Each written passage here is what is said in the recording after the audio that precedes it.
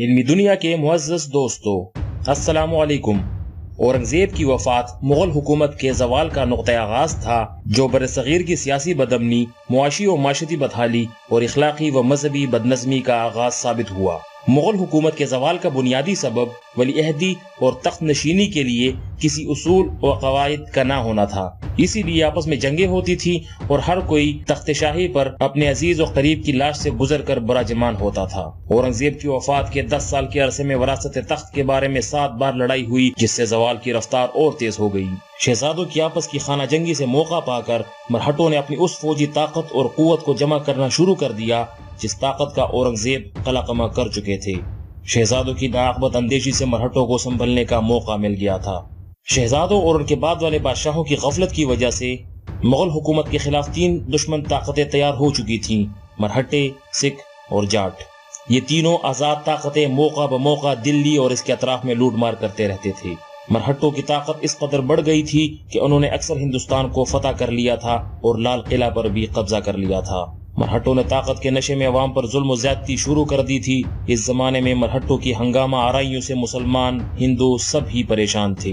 انہی دنوں دہلی کے عظیم محدث حضرت شاہ ولی اللہ رحمۃ اللہ علیہ، جنہوں نے بر صغیر میں حدیث کی اشاعت میں سب سے بنیادی کردار ادا کیا تھا، مرہٹوں کے طوفان سے بڑا اندیشہ محسوس کر رہے تھے اور چاہتے تھے کہ احمد شاہ ابدالی ایک بار پھر ہندوستان آ کر یہاں کے مسلمانوں کا نجات دہندہ ثابت ہوں۔ ہندوستان کی سیاست کا اہم رکن نواب نجیب الدولہ بھی ان کا ہم فکر تھا۔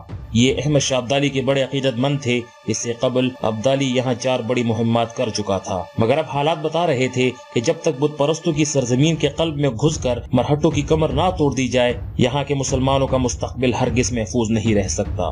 شاہ ولی اللہ نے نواب نجیب الدولہ کی معرفت سے احمد شاہ ابدالی کو ہندوستان کے مشرکین کے خلاف بھرپور حملے کی دعوت دی اور اپنے خط میں تحریر فرمایا: ہم اللہ بزرگ و برتر کے نام سے آپ سے درخواست کرتے ہیں کہ آپ اس طرف توجہ فرما کر دشمنان اسلام سے جہاد کریں کہ اللہ تعالیٰ کے یہاں آپ کے نامہ اعمال میں اجر عظیم لکھا جائے اور آپ کا شمار اللہ کی راہ میں جہاد کرنے والوں میں ہو جائے۔ آپ کو دنیا میں بے اندازہ غنیمتیں حاصل ہوں اور مسلمانوں کو کفار کے چنگل سے نجات حاصل ہو۔ احمد شاہ ابدالی کو مرہٹوں کے اس سیلاب کا علم ہو چکا تھا جو پونا سے پنجاب کی طرف امٹ رہا تھا۔ اب تک اسے اتنے بڑے لشکر سے مقابلے کا کوئی تجربہ نہیں ہوا تھا، اس لیے اپنے وطن سے سینکڑوں میل دور کمک کے بغیر ایک بہت بڑی اور غیر یقینی جنگ لڑنے کا تصور اس کے لیے پریشان کن تھا۔ حضرت شاہ ولی اللہ نے احمد شاہ ابدالی کا حوصلہ بڑھاتے ہوئے اسے تحریر فرمایا: مرہٹوں کو شکست دینا آسان کام ہے، شرط یہ ہے کہ مجاہدین اسلام کمر کس لیں۔ در حقیقت مرہٹے تعداد میں زیادہ نہیں تھے، مگر دوسرے بہت سے گروہ ان کے ساتھ شامل ہو چکے تھے۔ مرہٹا قوم طاقتور نہیں، ان کی توجہ بس اپنی افواج جمع کرنے پر ہے جو تعداد میں چیونٹیوں، ٹڈیوں سے بھی زیادہ ہو۔ جہاں تک شجاعت اور عسکری ساز و سامان کا تعلق ہے، وہ ان کے پاس زیادہ نہیں ہے۔ حضرت شاہ صاحب کی ان پرسوز، بصیرت افروز اور حیرت انگیز خطوط نے ابدالی کو ہمت دی اور ملت اسلامیہ کا یہ شمشیر زن ہر خوف خطر سے بے پرواہ ہو کر ہندوستان پر اس یادگار حملے کے لیے تیار ہو گیا جس نے تاریخ میں اس کا نام ہمیشہ کے لیے نقش کر دیا۔ احمد شاہ ابدالی ستمبر 1759 میں قندھار سے 15,000 سواروں کے ساتھ مرہٹوں اور سکھوں کے فتنے کو تاتیغ کرنے کی مہم پر ہندوستان روانہ ہوئے۔ راستے میں بلوچستان اور ارد گرد سے اور تیمور شاہ، جو احمد شاہ ابدالی کا بیٹا تھا اور سابق حاکم لاہور، جہان خان اپنی نفری کے ساتھ ان سے آ ملے اور سپاہی 3,000 تک پہنچ گئے۔ پنجاب کے نئے مرہٹا حاکم نے افغان لشکر کی آمد کا سن کر لاہور خالی کر دیا اور اپنی فوج سمیت سہارنپور میں سندھیا کے کیمپ میں پناہ لی۔ احمد شاہ کا لشکر جب پنجاب میں داخل ہوا تو سکھ اپنے گھروں میں دبک گئے۔ احمد شاہ ابدالی مرہٹوں سے فیصلہ کن جنگ میں تاخیر نہیں کرنا چاہتا تھا، مگر اس سے پہلے اسے دلی پہنچ کر مسلمانوں کی تہذیب و ثقافت کے اس قدیم مرکز کو مرہٹوں کی لوٹ مار سے بچانا تھا۔ وہ شاہ عالمگیر ثانی کے اقتدار کو بھی مضبوط کرنا چاہتا تھا، مگر راستے میں اسے اطلاع ملی کہ دہلی کی سیاست میں اکاڑ پچھاڑ شروع ہو چکی ہے اور مغل بادشاہ غازی الدین کی سازش کا شکار ہو کر مارا گیا ہے۔ یہ صورتحال ابدالی کے لیے غیر متوقع تھی۔ اس وقت دشمن 3 سمت سے ابدالی کی افواج کے گرد موجود تھا۔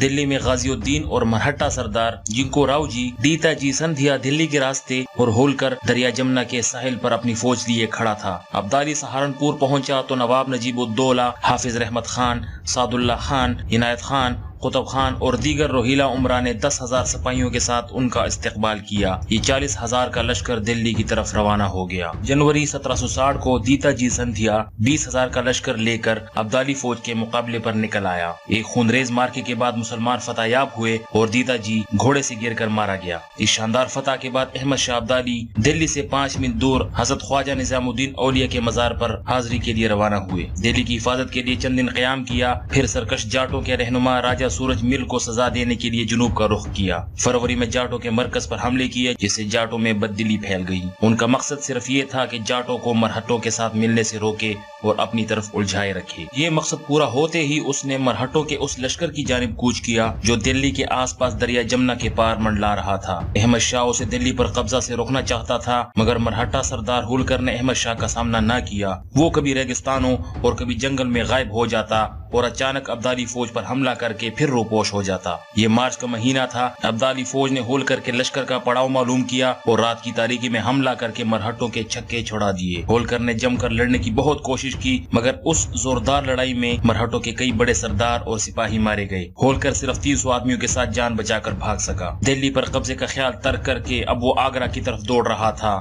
دلی کے گرد و نواح کو مرہٹوں سے پاک کر کے احمد شاہ ابدالی مغلوں کے پائے تخت میں داخل ہوا۔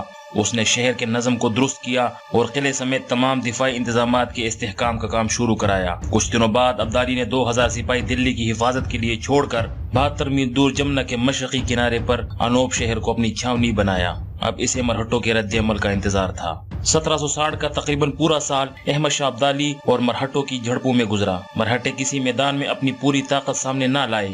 دراصل یہ ان کا طریقہ جنگ تھا کہ چھوٹے چھوٹے گھڑ سوار دستوں کے ساتھ دشمن پر متعدد اطراف سے حملہ کر کے اس کی طاقت کو منتشر کر دی جائے۔ مغل کے بھاری بھرکم فوج کے خلاف یہ چال کامیاب رہی، مگر افغان جان بازوں نے اس صورتحال کا بڑی ذہانت اور پامردی سے مقابلہ کیا اور تمام جھڑپوں اور مارکوں میں مرہٹے ہمیشہ شکست کھا کر پسپا ہوتے رہے۔ احمد شاہ ابدالی نے ہندوستان میں نئے اتحادیوں کی تلاش جاری رکھی اور اپنی طاقت کو مقامی سرداروں اور نوابوں کی مدد سے بڑھانے میں کامیابی حاصل کی۔ روہیلا سردار احمد خان بنگلش نے احمد شاہ ابدالی کے پڑاؤ میں حاضری دی اور ہر طرح تعاون کا یقین دلایا۔ اس سال جولائی کے مہینے میں احمد شاہ ابدالی نے علی گڑھ میں قیام کے دوران اودھ کے نواب شجاع الدولہ کی حمایت بھی حاصل کر لی۔ یہ ایک بہت بڑی کامیابی تھی۔ نواب شجاع الدولہ ہندوستان کے امیر ترین امراء میں سے تھے۔ نواب شجاع الدولہ نے 10,000 سپاہی پیش کیے۔ کچھ دنوں بعد قندھار سے 10,000 مزید تازہ دم سپاہیوں کی کمک آ گئی۔ اس طرح فوج کی تعداد 60,000 تک پہنچ گئی۔ مرہٹا سردار یہ کامیابیاں دیکھ کر سخت پریشان تھے۔ وہ چاہتے تھے کہ پونا میں لاکھوں کی تعداد میں جمع ہونے والی مرہٹوں کی اصل طاقت جلد از جلد ظاہر ہو اور احمد شاہ ابدالی سے فیصلہ کن ٹکر لی۔ آخرکار 3.5 لاکھ مرہٹوں کا سیلاب پونا سے نکل کر جون کو گوالیار پہنچا۔ جولائی کے وسط میں یہ لشکر آگرہ پہنچا، جہاں مرہٹا سالار راؤ ہولکر اور جاٹوں کا سردار سورج مل بھی اپنی فوجوں کے ساتھ ان سے آ ملے۔ یہ وہ دن تھے جب احمد شاہ ابدالی بلند شہر کے قریب انوپ شہر میں پڑاؤ ڈال کر اودھ کے نواب شجاع الدولہ سے مذاکرات کر رہا تھا۔ برسات کا موسم تھا، دریائے جمنا طغیانی پر تھا اور ابدالی فوج مرہٹا فوجوں کو دلی کی جانب پیش قدمی سے روکنے کے لیے دریا عبور نہیں کر سکتی تھی۔ مرہٹا لشکر آگرہ سے دلی پر حملے کے لیے چلا تو دنیا ان کے جوش و خروش سے سہمی جاتی تھی۔ قدم قدم پر مسلمانوں کی بستیاں لوٹی جا رہی تھیں، دیہات اجڑ رہے تھے۔ ہزاروں مسلمانوں نے گھر بار چھوڑ کر جنگلوں میں پناہ لے لی تھی تاکہ مرہٹوں کی غارت گری سے محفوظ رہیں۔ اس وقت ہندوستان کے مورخ کا قلم تھر رہا تھا کہ آئندہ صفحے پر شاید مسلمانوں کی مکمل تباہی کے سوا کچھ تحریر نہ ہوگا۔ یقیناً ایسا ہی ہوتا اگر اس وقت اللہ تعالیٰ کی تائید غیبی سے مسلمانوں کا محافظ احمد شاہ ابدالی میدان میں موجود نہ ہوتا۔ 22 جولائی کو مرہٹوں نے مغلوں کو شکست دے کر دلی پر قبضہ کر لیا۔ شاہی خزانے سے انہیں کوئی خاص دولت ہاتھ نہ لگی، اس لیے کہ مغل حکومت کا دیوالیہ نکل چکا تھا۔ البتہ انہوں نے لال قلعہ دلی کی سونے کی چھت اتروا کر اپنے لیے سونے کے سکے بنوائے۔ انہوں نے اعلان کیا کہ وہ دلی کی شاہی مسجد کے ممبر پر رام کی مورتی رکھیں گے، جس سے مسلمانوں میں تشویش کی لہر دوڑ گئی۔ بھاؤ کے ساتھ 3 لاکھ افراد کا لشکر دلی میں 1 ماہ کے قیام کے دوران خوراک و رسد کی کمی کا شکار ہو گیا۔ ستمبر کے اواخر میں بھاؤ نے فوج کو لے کر گنج پورہ پر چڑھائی کر کے مسلمانوں کا بے دردی سے قتل کیا اور خوراک و رسد سمیت سب کچھ لوٹ لیا۔ احمد شاہ ابدالی نے دلی پر مرہٹوں کے قبضے کی خبر بڑے تحمل کے ساتھ سنی۔ وہ جانتا تھا کہ مرہٹوں سے عنقریب کھلے میدان میں بدلہ لیا جائے گا، مگر گنج پورہ کے مرکزی خوراک پر قبضہ اور مسلمانوں کا قتل عام اس کے لیے ناقابل برداشت تھا۔ اس نے عہد کیا کہ مرہٹوں کو اس طرح بری طرح کچلے گا کہ ان کی نسلیں یاد کریں گی۔ اس نے اپنے ساتھیوں سے کہا، میں نے زندگی بھر اپنی قوم کی ایسی تذلیل نہیں دیکھی۔ میں یہ کیسے برداشت کر سکتا ہوں۔ اس نے دریا کی طغیانی کو نظر انداز کرتے ہوئے فوج کو پار کرنے کا حکم دیا۔ اس سے قبل شاہ نے 2 روز تک روزہ رکھا اور اللہ تعالیٰ سے فتح و نصرت کی دعائیں کرتا رہا۔ 25 اکتوبر کو افغان جان باز دریا جمنا کے ٹھاٹھے مارتے پانی میں اترے، مگر پانی انہیں آگے بڑھنے سے روک رہا تھا۔ احمد شاہ ابدالی نے ایک تیر لیا، قرآن مجید کی چند آیات تلاوت کر کے اس پر دم کی اور تیر دریا کے بپھرے ہوئے سینے میں پیوست کر دیا۔ دیکھتے ہی دیکھتے دریا کا جوش تھمنے لگا۔ مجاہدین کی مسرت کا عالم دیدنی تھا۔ وہ تکبیر کے نعرے بلند کر کے ترتیب کے ساتھ گھوڑے جمنا کی لہروں میں ڈالتے گئے۔ ابدالی خود بھی موجوں میں اتر گیا۔ دوسری طرف مرہٹے یہ دیکھ کر ششدر رہ گئے۔ مجاہدین اسلام پر تیر برسانا شروع کر دیا۔ 2000 مسلمان ڈوب گئے اور 58,000 جانبازوں سمیت شام سے پہلے احمد شاہ ابدالی دریا کے اس پار جا چکا تھا۔ سدا شیو بھاؤ دلی واپس آ کر فتح کا جشن منا رہا تھا کہ اچانک احمد شاہ ابدالی کے دریا عبور کرنے کی اطلاع ملی۔ وہ ہکا بکا رہ گیا۔ اس نے فوری طور پر دلی سے کوچ کیا اور پانی پت کی طرف ہٹنے لگا، کیونکہ اس کے لاکھوں سپاہیوں کی صف بندی پانی پت کے وسیع میدان کے سوا کہیں نہیں ہو سکتی تھی۔ بھاؤ 29 اکتوبر 1760 کو اپنے لشکر کے ساتھ پانی پت کے میدان میں پہنچا۔ احمد شاہ ابدالی دریائے جمنا عبور کر کے تقریباً 16 میل کا فاصلہ طے کر کے بھاؤ کے لشکر کے بالمقام آ گیا۔ یہ پانی پت کا وہ تاریخی میدان تھا جہاں 1526 میں بابر اور ابراہیم لودھی کے مارکے نے ہندوستان کی تاریخ بدل دی تھی۔ پانی پت کا یہ میدان ایک بار پھر تاریخ ہند کا ایک نیا باب دیکھنے والا تھا۔ ایک طرف ہندوستان کی تمام باطل قوتیں اب یہاں جمع تھی، تو دوسری طرف اس سیلاب کے مقابلے میں مٹھی بھر مسلمان جانباز تھے۔ پانی پت کے میدان میں تقریباً دونوں فریقوں نے 5 میل کا فاصلہ رکھ کر پڑاؤ کیا تھا۔ 2 ماہ تک یعنی نومبر اور دسمبر دونوں فوجوں میں کئی چھوٹی بڑی جھڑپیں ہوتی رہیں۔ مرہٹا فوج خوراک اور رسد کی کمی اور تنخواہ نہ ملنے کی وجہ سے بغاوت پر اترنے والی تھی کہ بھاؤ نے ابدالی کو صلح کی پیشکش کی اور پس پردہ جنگ کے لیے اپنے لشکر کو تیار کر دیا۔ نواب شجاع الدولہ مان گیا، مگر دہلی کے نواب نجیب الدولہ نے اس سے انکار کیا اور کہا مرہٹے دلی کے لال قلعے پر قبضہ کر چکے ہیں، گنجپورہ کے 20,000 افغانوں کے خون میں ہاتھ رنگ چکے ہیں۔ آج اگر ہم نے صلح کر لی تو کل کو بادشاہ سلامت کی افغان واپسی کے بعد یہ تازہ دم افواج کے ساتھ مسلمانوں پر یرغار کر دیں گے اور ہندوستان کے مسلمانوں کو ختم کر ڈالیں گے۔ یہ اہم مشاورت پانی پت کے میدان میں 13 اور 14 جنوری کی درمیانی شب ہو رہی تھی۔ نجیب الدولہ کی حقیقت کشادہ تقریر نے سب کی آنکھیں کھول دی۔ احمد شاہ ابدالی کو بھی اطمینان ہو گیا کہ فیصلہ میدان جنگ میں تلوار کی دھار ہی سے ہوگا، تاہم انہیں یہ معلوم نہ تھا کہ بھاؤ کا پیغام صلح بدنیتی پر مبنی ہے۔ صبح ہوئی تو حالات تبدیل تھے۔ بھاؤ کا لشکر پیش قدمی کر رہا تھا۔ احمد شاہ تیزی سے اپنے خیمے سے باہر نکلا، بدلتے حالات کا جائزہ لیا اور فوری طور پر فوج کو تیار ہونے کا حکم دیا۔ افغان سپاہی جو بے خبر سو رہے تھے یکدم بیدار ہوئے اور حیرت انگیز طور پر چند لمحوں میں اسلحہ سمیت صف آرا ہوئے۔ احمد شاہ ابدالی کے افغان لشکر کی تعداد 26,000 گھڑ سواروں پر مشتمل تھی۔ ان کے ساتھ مسلمان امراء کے 40,000 پیادہ اور گھڑ سوار سپاہی تھے۔ شاہ نے 66,000 سپاہیوں کی صف بندی کی۔ مقابلے میں مرہٹوں کے لشکر کی تعداد 3 لاکھ سے اوپر تھی۔ ایک مورخ لکھتے ہیں کہ مرہٹا فوج کی تعداد 5 لاکھ تھی۔ 14 جنوری 1761 کی صبح کو پانی پت کے میدان میں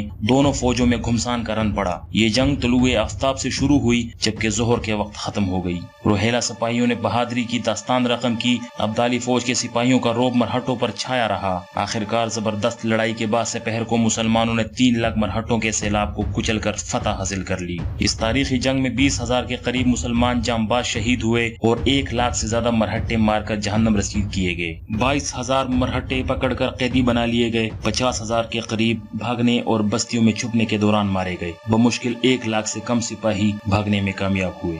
مرہٹوں سے نفرت کا اندازہ اس امر سے لگایا جا سکتا ہے کہ جب مرہٹے شکست کھا کر بھاگے تو ان کا پیچھا کر کے انہیں مارنے والوں میں مقامی افراد کے ساتھ ساتھ عورتیں، بچے اور دیہات کے ہندو بھی شامل تھے۔ اس جنگ میں مرہٹوں نے عبرتناک شکست کھائی۔ اس کے بعد وہ دوبارہ کبھی جنگی میدان میں فتح حاصل نہ کر سکے۔ مسلمانوں نے اس جنگ میں ہزاروں ہاتھی اور اونٹ، لاکھوں گھوڑے، لاکھوں نقد روپے اور لاکھوں مویشی حاصل کیے۔ اس شاندار فتح کے بعد احمد شاہ ابدالی نے دلی پہنچ کر اعلیٰ ظرفی کا مظاہرہ کر کے شہزادہ علی گوہر کو دلی کے تخت پر بٹھایا۔ مغل سلطنت ہی کو ہندوستان کے مسلمانوں کی ستوت اور شوکت کا وارث قرار دیا اور خود کوئی سیاسی فائدہ حاصل کرنے سے گریز کیا۔ احمد شاہ ابدالی نے تمام ہندوستانی امراء اور سرداروں کو ہدایت کی کہ مغل سلطنت کے وارث شاہ عالم ثانی کو ہندوستان کا فرمانروا تسلیم کریں۔ سلطنت دہلی کے اس انتظام کے بعد احمد شاہ ابدالی 2 ماہ بعد 20 مارچ 1761 کو دلی سے واپس افغانستان روانہ ہو گیا۔ اس جنگ سے مرہٹوں کا خاتمہ ہو گیا اور ہندوستان پر ان کی حکومت کی خواہش اور شاہی مسجد دلی کے ممبر پر رام کی مورتی لگانے کا خواب بکھر گیا۔ ویڈیو پسند آئے تو اسے اپنے دوستوں کے ساتھ شیئر کیجیے گا۔ آپ سے ملاقات ہوگی اگلی ویڈیو میں، تب تک کے لیے اللہ نگہبان۔